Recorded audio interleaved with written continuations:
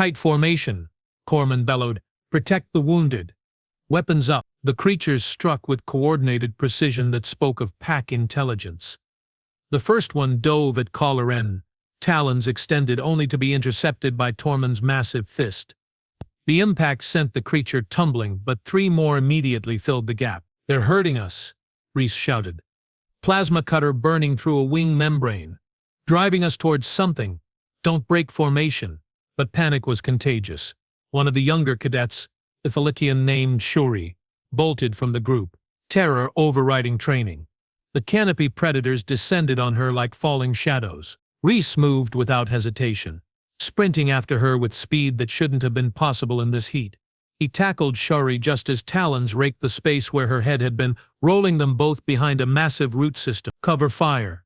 Vaxtel roared, his projectile weapon barking rhythmically.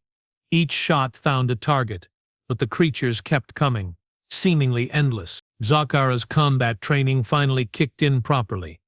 She jabbed upward with her makeshift spear, catching a diving predator in its soft underbelly.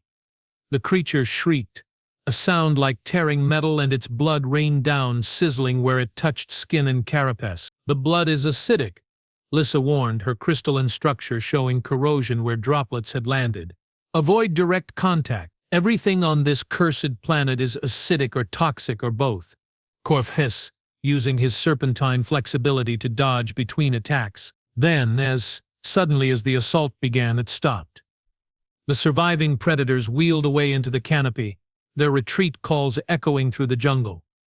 The cadet group stood in defensive formation, weapons ready, waiting for the next wave. It never came. Why did they retreat? Jara asked, her spear still raised.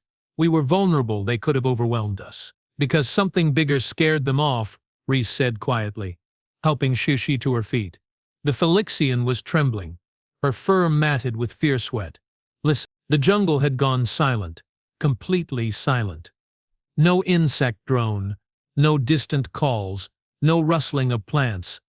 Even the constant drip of moisture seemed to have paused.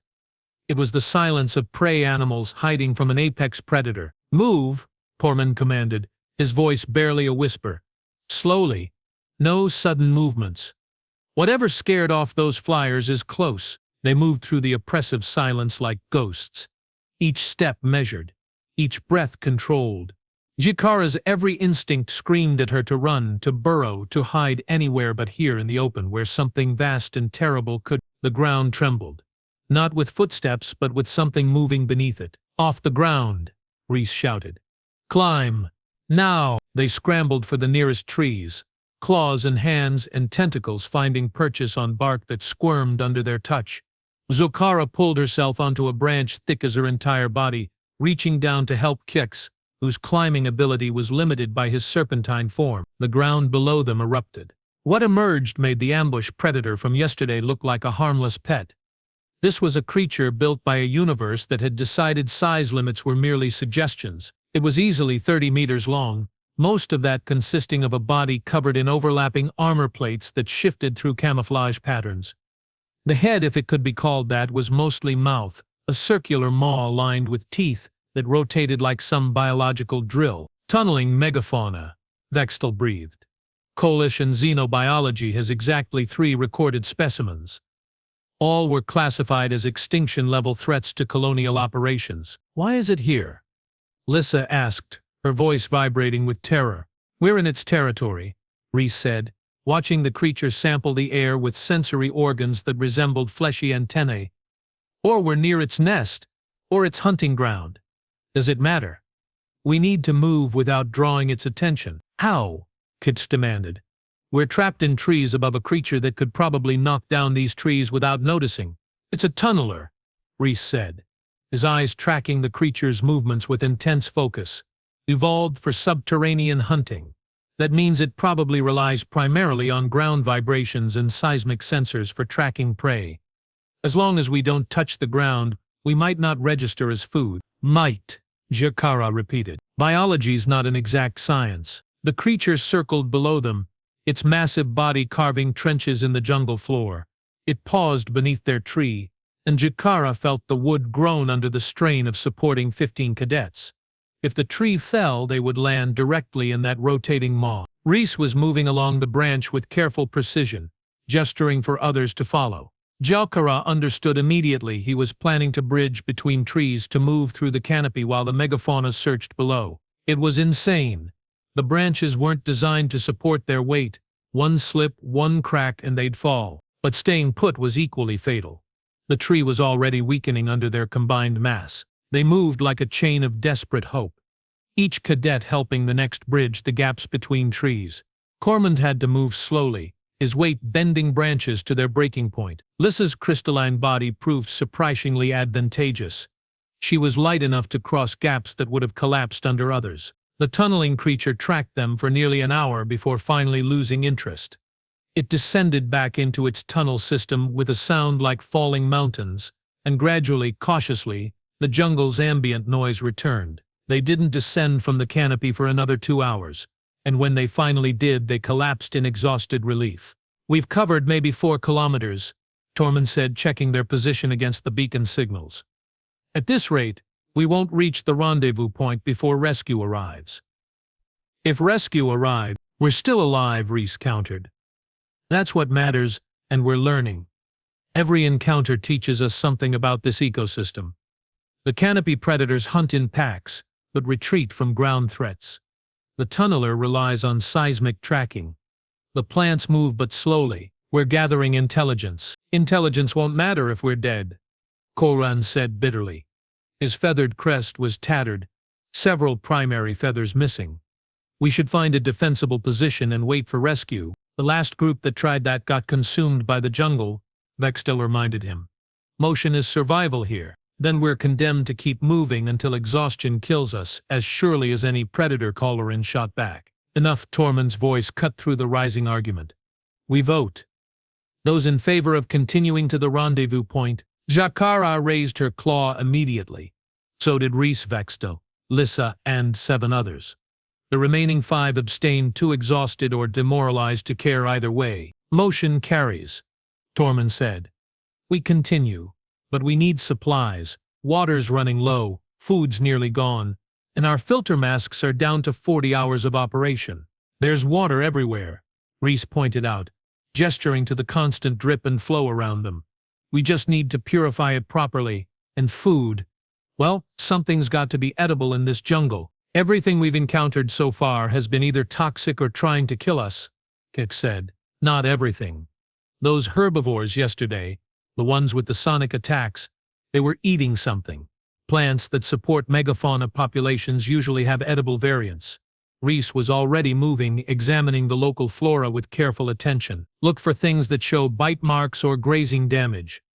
If it's safe for one species, it might be safe for us with proper preparation. Or it might kill us," Jakara said. "Then I'll test it first." Reese plucked a broad leaf that showed signs of herbivore feeding, crushing it to release its scent. Human digestive systems are surprisingly resilient, evolved to handle a wide variety of foods because Earth's ecosystems changed faster than we could specialize. "That's a death wish," Lissa protested.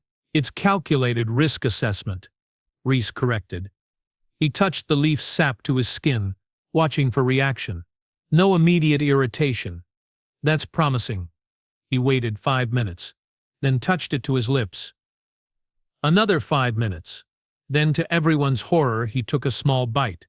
"You maniac." Jaga grabbed his arm. "If that's toxic, then I'll be sick. We'll know to avoid it, and you'll use the medical supplies to treat me. But if it's safe, we found a food source." Reese chewed slowly, his expression thoughtful. "Bitter. Very bitter. But I'm not immediately dying, so that's positive." They waited in tense silence for 30 minutes. Reese showed no signs of distress, no indication of poisoning. His gamble had paid off. "Insane," Jikara muttered. But she was already gathering more of the leaves. If properly processed, they could extend their survival significantly. Over the next few hours, using the same careful methodology, they identified 3 potentially edible plants and one that, when properly filtered, produced drinkable water. It wasn't much, but it was enough to continue. Night found them still 6 kilometers from the rendezvous point, huddled in another makeshift shelter carved from a hollow tree. The bioluminescent organisms emerged with darkness, turning the jungle into a hallucinatory landscape of drifting lights and shadow plays. "Tell me about Earth," Zakara said quietly. She was sharing watch with Reese, the two of them positioned to cover the shelter's entrance. "Your homeworld. What was it like before the terraforming?" Reese was silent for a long moment, his eyes distant. "Dangerous. Beautiful. Unforgiving. We had deserts that could cook you alive and tundras that could freeze you solid. Oceans filled with predators that made the creature from yesterday look small. Mountains that scraped the sky. Weather systems that could wipe out entire settlements if you weren't prepared. How did your species survive?" "Stubbornness. Mostly." Reese's grin was visible even in the dim light. "We weren't the strongest or the fastest. We couldn't fly or breathe underwater or survive extreme temperatures naturally. But we could think. We could plan. We could work together. And we absolutely refused to give up, even when giving up would have been the sensible choice." "That's stubbornness. Is that why you're so calm here? Because you've seen worse?" "I'm not calm," Reese admitted. "I'm terrified. Every sound could be death. Every plant could be toxic. Every step could be my last. But terror's just another kind of information. It tells me I'm alive, that I care about staying alive. What I do with that terror, that's what defines whether I survive or not." A crash in the nearby undergrowth made them both tense, weapons ready. Something large was moving through the jungle, something that didn't care about stealth. They watched as a creature emerged into a patch of moonlight. Another herbivore, this one resembling a cross between a bear and a rhinoceros, with bioluminescent patterns across its hide that pulsed with each breath. It paused near their shelter, so close Jakara could have reached out and touched it. Then it continued past, disappearing into the darkness like a living dream. "Even the herbivores could kill us easily," Sakara observed. "But they don't want to," Reese said. "That's the key difference. Predators see us as food, the environment sees us as invasive elements to eliminate. But the herbivores, we're just not relevant to them. As long as we don't threaten them, they ignore us." "You sound like you respect them. The creature's trying to kill us." "I respect the ecosystem. It's doing what evolution designed it to do: survive, compete, dominate. That's not evil. It's not even hostile. Really. It's just nature at its extreme. The planet isn't trying to kill us personally. We're just not adapted to survive here. And nature doesn't make allowances for poor adaptation." Jakara considered this perspective. Her own homeworld's ecology had been so gentle that the concept of hostile nature was almost academic. But watching Reese, seeing how he approached each challenge with analytical calm rather than emotional reaction, she began to understand the human perspective. "Is this what Earth taught your species? To see danger as puzzle rather than threat?" "Earth taught us that danger is both. It's a threat that needs to be respected and a puzzle that can be solved. The key is not letting the threat part overwhelm the puzzle-solving part." Reese checked his chronometer. "We should wake the next watch shift. You need rest, and so do I." But before they could move, a sound cut through the night, not animal but technological. A beacon signal, close and getting closer. "Another survivor group," Jakara breathed. "Moving toward us." They emerged from shelter cautiously, following the signal. What they found was a group of 8 cadets, led by a Nexilian commander named Juxar, who Juxara recognized from advanced tactics courses. His group looked worse than theirs, several injuries, one cadet being carried on a makeshift stretcher, everyone showing signs of extreme exhaustion. "Torvald's group?" Juxar asked, his relief evident. "Thank the coalition. We've been tracking your beacon for 6 hours. Lost 4 cadets crossing a river. Something in the water, something fast. We need to combine forces." "How many survivors have you heard from?" Tormund asked, emerging from the shelter. 3 other groups, total headcount 41 cadets. But we lost contact with 2 groups 6 hours ago. Either their beacons failed, or Jexer didn't finish the sentence. He didn't need to. 41 confirmed survivors from 200 cadets. The mathematics had become even more brutal. They shared what little food they'd gathered, compared notes on threats encountered, and planned their route for the next day. The combined group now numbered 23. Large enough to defend against most individual predators, but not so large as to be cumbersome. As dawn approached on their second full day on Carnivac 7, Jakara found herself standing watch, with Reese again. The human was studying the forest with an intensity that suggested he was seeing patterns others missed. "What are you thinking?" she asked. "That this planet's ecology is too perfect," Reese said slowly. "Too optimized. Most ecosystems have inefficiencies, evolutionary dead ends, species that don't quite fit. But everything here seems purpose-built for maximum lethality. The predators are too efficient, the plants are too aggressive, even the herbivores are weaponized beyond what survival requires. You think this world was engineered? I think it might have been. Or it evolved under conditions we don't understand. Either way, there's something we're missing. Some pattern or rule that would make survival easier if we could just see it." He shook his head. "Or maybe I'm overthinking because I'm exhausted and scared and desperate to find an advantage that doesn't exist." "You're not allowed to be scared," Jakara said, trying for humor. "You're the human. You're supposed to be impossibly brave in the face of impossible odds." "That's just the reputation," Reese said with a tired smile. "The reality is we're just as scared as everyone else. We've just had more practice at functioning despite the fear." Dawn broke with the same violent intensity as before, and they set out immediately. The terrain was changing as they climbed toward the rendezvous point.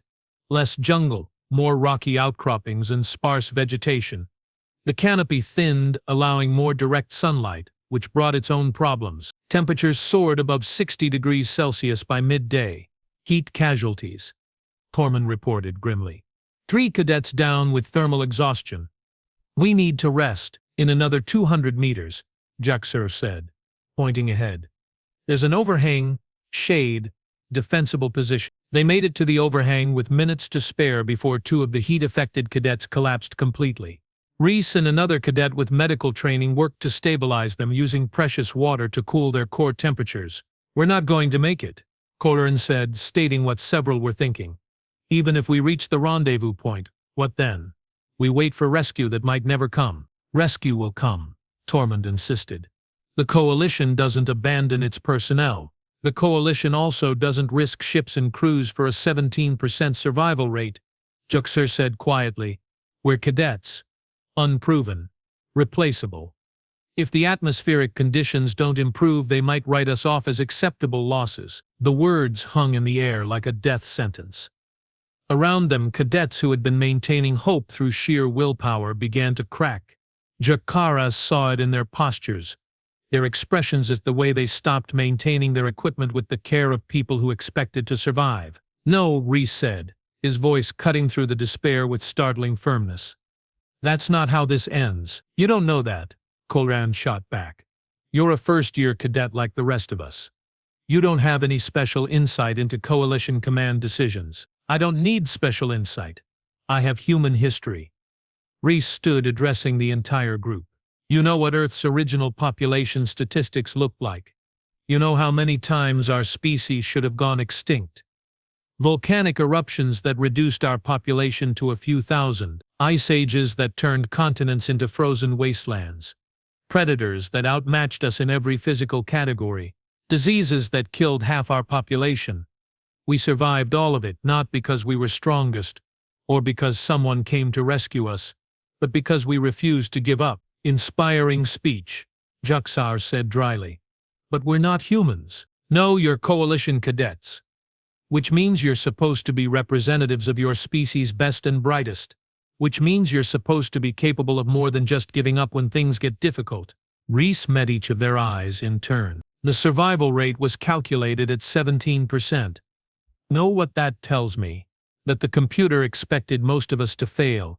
But we're not statistics. We're individuals with skills and intelligence and the capacity to adapt. Every hour we survive, we're proving that calculation wrong." "And when our filter masks fail?" someone asked. "When we can't breathe the air anymore, then we'll find a solution. Maybe we build carbon filters from local materials. Maybe we find areas with cleaner air. Maybe we discover that short-term exposure isn't immediately fatal and we can manage with rationed mask time. I don't know the answer yet. but giving up guarantees we won't find one. Jakara watched the group's energy shift incrementally. It wasn't hope exactly. Hope seemed too fragile for this place. But it was determination, that stubborn refusal to accept defeat that she was learning characterized not just humans but survivors of all species. The rendezvous point is 4 kilometers ahead, Tormund said, studying his display. Rough terrain, possibly more encounters. But if we push, we can make it by nightfall. Then we push, Jaxer agreed. Because the alternative is sitting here waiting to die, and I didn't survive 2 days on this nightmare world just to give up now. They moved out within the hour, leaving behind a cairn of stones for the 3 cadets who hadn't survived the heat.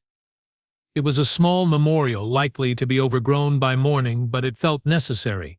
Acknowledgement that their deaths meant something beyond statistics. The afternoon brought new challenges. The rocky terrain hid creatures that used camouflage so perfect they were invisible until motion triggered their hunting instincts.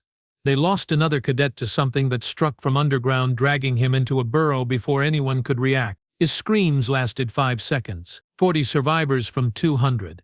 The mathematics had become personal. Every loss was someone Jacques Bitera had trained with, studied beside, shared meals with in the academy cafeteria. People with families and dreams and futures that now ended in alien soil on a planet that would digest their remains without ceremony. But they kept moving, because stopping meant joining those numbers. The rendezvous point revealed itself at sunset. A rocky plateau rising above the jungle canopy, defensible with multiple water sources, and sight lines that would make ambush difficult. 3 other survivor groups had already arrived, bringing the total to 63 cadets. 63 from 200. Better than 17%, Reese observed, helping set up a defensive perimeter. We're beating the odds. For now, Jakara said. We still have 18 hours until rescue window. 18 hours where anything could go wrong. Then we make sure nothing goes wrong. Reese looked out over the jungle below, where bioluminescence was already beginning to transform the landscape into something from a fever dream. We've come this far. We finish it. As night fell over Carnivac 7 for the second time, Jakara stood watch with Reese and 41 other cadets from across the coalition. They were tired, wounded, afraid, and grieving, but they were alive, and they were together. And somewhere beyond the poisonous atmosphere, rescue ships were preparing their approach. The jungle screamed its nightly symphony of death and survival. Somewhere in that darkness, 137 cadets had fallen to this world's endless hostility, but 63 remained. 63 who had learned to fear and fight and survive. 63 who had discovered that cooperation transcended species when extinction was the alternative, and 1 human who treated a Class 4 Deathworld like a particularly challenging camping trip, who somehow made the impossible seem merely difficult. Skara checked her filter mask, 16 hours remaining, and settled in for a long night of watching and waiting and refusing to be part of the mortality statistics. After all, they'd come this far. They could survive 18 more hours. They had to. The rescue ships descended through Carnivac 7's atmosphere at dawn on the 3rd day, their shields blazing against the ionospheric interference that had kept them grounded for 72 hours. From the plateau, Skara watched them come like falling stars in reverse, and felt something in her thorax unclench for the first time since the alarm had sounded aboard the transport. They came, Lissa whispered, her crystalline structure flashing patterns Rikara had never seen before, something between relief and disbelief. They actually came. Told you, Reese said, though his voice carried exhaustion that even his characteristic grin couldn't hide. His filter mask had failed 2 hours ago, and he'd been breathing Carnivac 7's toxic atmosphere in short, measured breaths ever since. His lips had taken on a bluish tint that spoke of systematic poisoning, but he was still standing, still making jokes, still refusing to acknowledge that he was dying by increments. The final night had been the worst. Something vast had circled their position for hours. They never saw it clearly, only caught glimpses of something that made the tunneling megafauna seem insignificant by comparison. It had tested their defenses 3 times, probing for weakness, and retreated only when the combined firepower of 63 desperate cadets convinced it that easier prey existed elsewhere. They'd lost 2 more in the darkness. 61 survivors from 200. The rescue ships touched down with a roar of displaced air and scorched earth, their ramps descending before the engines had fully powered down. Medical teams rushed out, scanning for critical casualties, administering treatments, helping exhausted cadets toward safety. All survivors proceed to medical bay for evaluation and decontamination. Commander Vrex's voice boomed across the plateau. The Krellian commander had aged a decade in 3 days. His usual composure shattered by the responsibility of losing 139 cadets under his watch. Move quickly. We have a narrow extraction window before atmospheric conditions deteriorate again. Zakara found herself being guided toward the nearest ship, medics checking her vital signs and administering broad-spectrum antitoxins. Around her, cadets were collapsing now that safety had arrived, the adrenaline and determination that had sustained them suddenly evaporating in the face of actual rescue. She looked back for Reese and found him still on the plateau helping carry a Narath cadet who couldn't move on his own. Even with poisoned lungs and a body that had been pushed beyond any reasonable limit, the human was still helping others. That one, a medic said, pointing at Reese. Critical priority. Atmospheric poisoning. Possible organ damage. Get him aboard immediately. 2 medics moved to intercept Reese, but he waved them off until the Narath was safely aboard, only then allowing himself to be escorted toward medical attention. Zagara watched him go, watched him finally let someone else carry the burden of staying strong, and felt an emotion she couldn't quite name. The ships lifted off exactly 18 minutes after landing, their shields screaming against atmospheric turbulence that would have torn lesser vessels apart. Through the viewport, Zakara watched Carnivac 7 recede. That emerald nightmare of a world that had consumed 139 lives and nearly claimed 61 more. Final casualty report, Commander Vrex announced over the ship's intercom, his voice heavy with grief. 139 cadets confirmed deceased. 61 survivors rescued. Additional analysis indicates we lost 2 cadets between the time of crash and initial beacon activation. Their pods failed on impact. This brings our survival rate to 30.5%. 30.5%, nearly double the predicted 17%. The Coalition Academy Board of Inquiry will conduct a full investigation into the transport failure, Rix continued. All survivors will be debriefed individually. However, I want each of you to know what you accomplished down there. Surviving 72 hours on a Class 4 Deathworld with minimal supplies and no support. It's unprecedented. You should be proud. Your fallen companions would be proud. I am proud. The intercom clicked off, leaving silence broken only by muffled weeping from cadets who could finally afford to grieve. Zakara made her way to the medical bay after decontamination looking for Reese.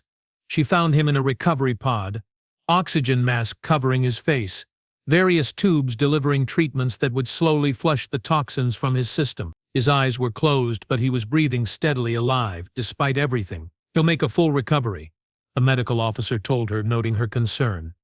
Humans have remarkable regenerative capacity. Another 6 hours breathing that atmosphere would have caused permanent damage, but we got to him in time. He's lucky. We're all lucky, Zakara said quietly. No, the officer corrected. Lucky would have been not crashing in the first place. What you all were down there, that wasn't luck. That was skill and determination and a refusal to accept the statistics. Luck had nothing to do with it. Over the next several days as they traveled back to Coalition Academy's orbital station, Zakara learned pieces of other survivors' stories. Korvan had carried 3 injured cadets on his back for 6 kilometers, refusing to leave anyone behind. Lissa had used her crystalline structure to reflect and concentrate sunlight into a defensive weapon when their plasma cutters failed. Korvax had discovered he could detect predator vibrations through the ground, giving precious seconds of advance warning. And Reese, the quiet human who treated Class 4 Deathworlds like inconvenient camping trips, had been responsible for 17 separate tactical decisions that directly saved lives. His understanding of hostile ecosystems, his willingness to test unknown plants and water sources on himself first, his ability to remain calm when everyone else was fracturing. These had transformed him from a loner cadet into someone the survivors uniformly credited with their continued existence. The official debriefing took place in a sterile conference room that felt obscenely safe after Carnivac 7. 61 survivors sat before a panel of coalition officers who asked endless questions about every decision, every encounter, every casualty. Cadet Dalton, Admiral Kaxi Shara, a venerable Krellian with more combat decorations than Shkara had known existed, addressed Reese directly. Your actions during the crisis have been noted by multiple survivors. Specifically, your tactical assessments and risk-taking behavior. Would you say your homeworld's hostile environment prepared you for survival on Carnivac 7? Reese considered the question carefully. With respect, Admiral, I'd say Earth taught me how to think about hostile environments. The specific threats were different, but the principles were the same: respect the danger, analyze the patterns, adapt faster than the environment can kill you, and never give up. Those principles work anywhere. Yet 139 cadets died, another officer said, her tone carefully neutral. Would you have done anything differently? Everything, Reese said without hesitation. Every decision, every choice, could have been better, could have saved more people.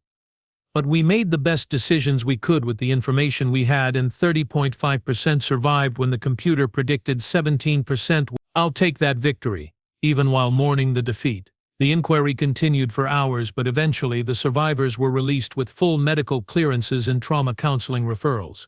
The Academy offered them the option to resign their commissions with no penalty, acknowledging that surviving a Class 4 Deathworld was beyond what anyone should have to endure during training. Most chose to continue, including Zakara. "You're staying?" her clutch mother asked via hollow call, her antennae drooping with maternal concern. "After everything you experienced, you still want to pursue coalition service?" "Because of everything I experienced," Zakara corrected. "I learned something down there, Mother. I learned that I'm capable of more than I ever imagined. That cooperation really does transcend species boundaries when survival depends on it. That fear is just information, not destiny. And I learned that I want to be part of an organization that came back for us, even when the odds said they shouldn't." 6 months later, Zakara stood in a formal ceremony hall as Admiral Kaxchera pinned the survivor's commendation to her uniform, a rare decoration given only to those who had endured genuinely extreme circumstances and emerged stronger for it. 61 cadets received the same commendation, though 139 empty chairs served as painful reminder of the cost. "The Carnivac 7 incident," the Admiral said, his voice carrying across the hall, "represents both tragedy and triumph.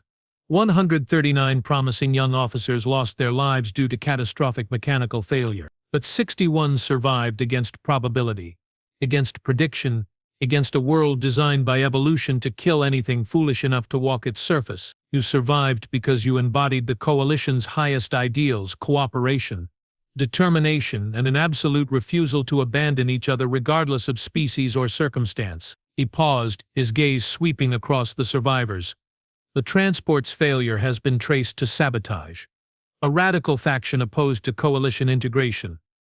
They wanted to prove that mixed-species operations would fail under pressure, that we're stronger separate than together. They chose cadets because they thought you would be easiest to break." A murmur rippled through the hall. Shock, anger, grief, renewed by the knowledge that the deaths had been intentional.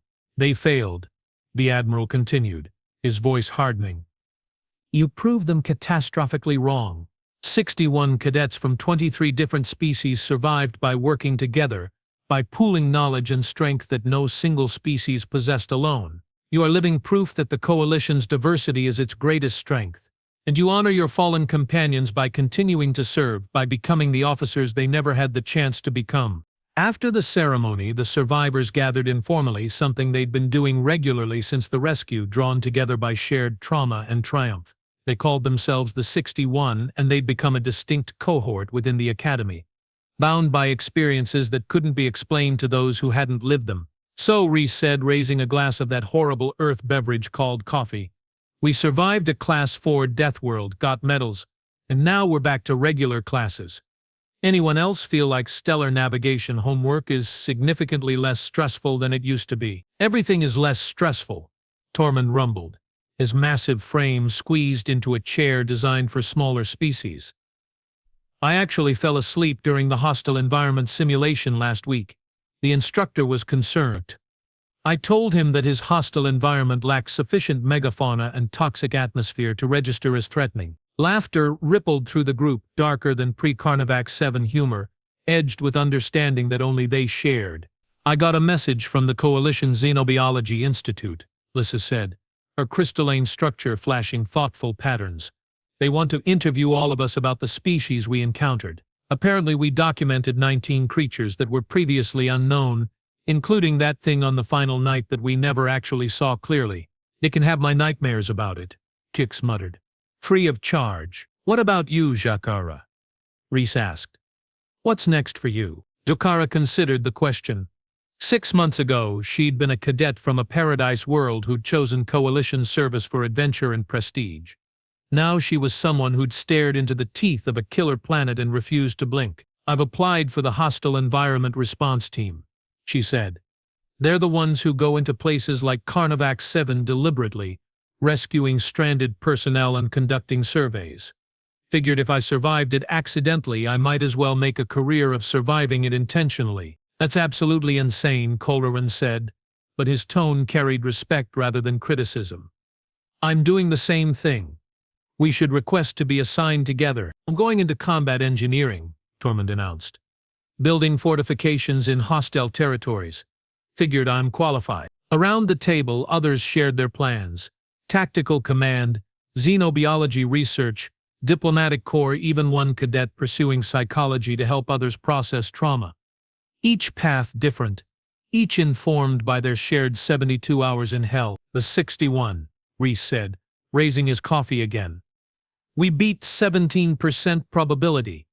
We survived when computers said we shouldn't. We carried our wounded, honored our dead, and proved that cooperation isn't just academy theory, it's survival necessity. To us, and to the ones who didn't make it. To the 61, they echoed, glasses raised, and to the 139. Later, as the gathering dispersed, Jakara found herself walking back to the dormitories alongside Reese. The orbital station's artificial gravity felt wrong after 3 days of Carnivac 7's slightly higher pull, but everything felt different now. The whole universe had shifted somehow, become simultaneously more dangerous and more precious. You know what's funny? Reese said, gazing out a viewport at the stars beyond. People keep calling us heroes, but I didn't feel heroic down there. I felt terrified and desperate and about 2 decisions away from catastrophic failure at any given moment. That's what heroism is, Jakara said. Being terrified and desperate and doing what needs to be done anyway. You taught me that. You and your stupid human stubbornness and your refusal to accept that fear means defeat. It's not just a human thing, Reese protested. You pulled me out of that pool when you could have saved yourself. Tormund carried injured cadets when he was injured himself. Lissa turned herself into a weapon when we had no weapons left. Everyone down there was heroic, even the ones who didn't survive. Especially the ones who didn't survive. They walked in comfortable silence for a while, 2 survivors who'd learned that species differences mattered less than shared determination. The transport sabotage, Zakara said eventually. Knowing it was intentional, does that change how you think about what happened? It makes me angry, Reese admitted. But it also validates what we proved down there. They wanted to break the coalition by proving mixed species cooperation would fail. Instead, we demonstrated that it's the only reason any of us survived. They killed 139 cadets trying to prove their point, and all they proved was that they're wrong. Do you think they'll try again? Probably. Extremists don't give up easily. But next time we'll be ready. The 61 aren't just survivors, we're examples. Living proof that the coalition works, that diversity creates strength, that cooperation transcends biology. Reese's grin returned, that infuriating expression that somehow made impossible situations seem manageable. Besides, we survived Carnivac 7. What else could possibly be worse? Don't, Jakara said firmly. Don't tempt the universe. We've had enough adventure for one training cycle. Fair point, Reese conceded. Although I heard there's a survival exercise scheduled for next term, supposed to be challenging. After Carnivac 7, I suspect we'll find it disappointingly mild. Probably. But hey, at least we'll pass. They would indeed pass. All 61 survivors graduated with honors, their transcripts forever marked with the Carnivac 7 commendation. They scattered across the coalition, carrying with them lessons learned in blood and terror and desperate cooperation. Some became legends, Tormund eventually commanded the Coalition's entire hostile environment response division. Lyssa revolutionized xenobiology by applying survivors' insight to species analysis. Quix became a decorated combat officer known for reading battlefields with the same sensitivity he'd used to detect predators. And Jakara. She returned to Carnivac 7 times over her career, leading rescue operations that saved 147 lives, 8 more than had been lost on that first terrible visit. Each time she walked that emerald nightmare of a world, she thought of the 139 who hadn't walked away, and she made sure their sacrifice meant something. As for Rhys, he remained the calm center of every crisis, the human who treated Deathworlds like camping trips and impossible odds like interesting puzzles. He served for 37 years, saved countless lives, and never lost that infuriating grin. But sometimes, late at night when the nightmares came, and they always came, even decades later, the 61 would exchange messages across whatever vast distances separated them. Simple messages usually. Short ones. Still here, they'd say to each other. Still surviving. Because they'd learned on Carnivac 7 that survival wasn't just about being alive. It was about refusing to let the darkness win. About carrying the memory of the fallen. About proving every single day that cooperation was stronger than hate, that determination trumped probability, and that sometimes, just sometimes, 17% could become 30.5%, could become 100%. They'd survived a Class 4 Deathworld. Everything else was just details.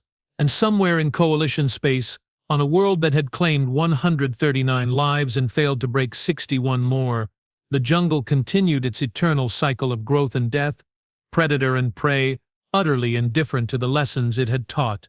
But the 61 remembered, and they made sure the galaxy never forgot.